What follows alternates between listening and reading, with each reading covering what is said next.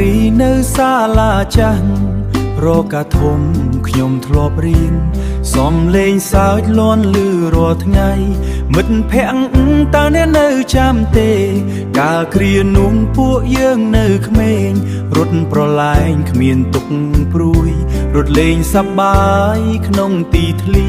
អនុស្សាវរីយ៍មិនភ្លេចឡើយអោមិត្តអើយតើអ្នកនៅចាំទេ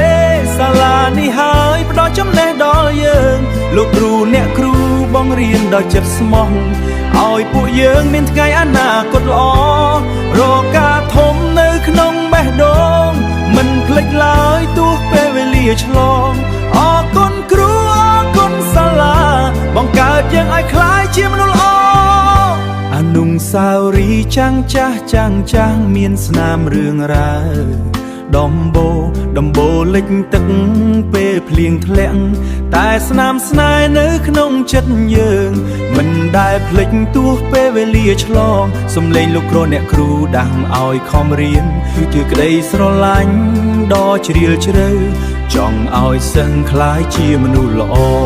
អោមិត្តអើយតើអ្នកនៅចាំទេកន្លែងយើងធ្លាប់អង្គុយជាប់គ្នាសៀវភៅចាំងក្តារខ្មៅមួយផ្ទាំងជាអនុស្សាវរីយ៍មានតម្លៃរកការធំសាលាដែលខ្ញុំស្រឡាញ់ឥឡូវបានផ្លាំងប្ដូរថ្មីស្រស់ស្អាតសិស្សស្រីសប្រុងរៀនស្រួលជាងមុនដែលយើងប្រាថ្នា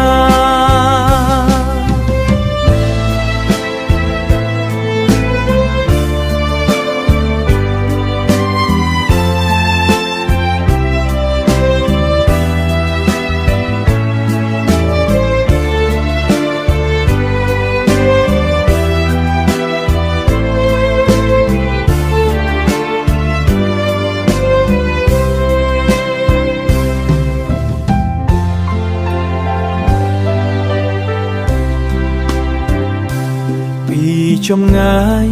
ខ្ញុំសូមគោរពដឹងគុណ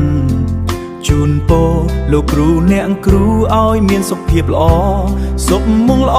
សុភមង្គលនិងសុខសប្បាយជានិច្ចសាលារៀនបឋមសិក្សាការធំនៅក្នុងចិត្តខ្ញុំជារៀងរាល់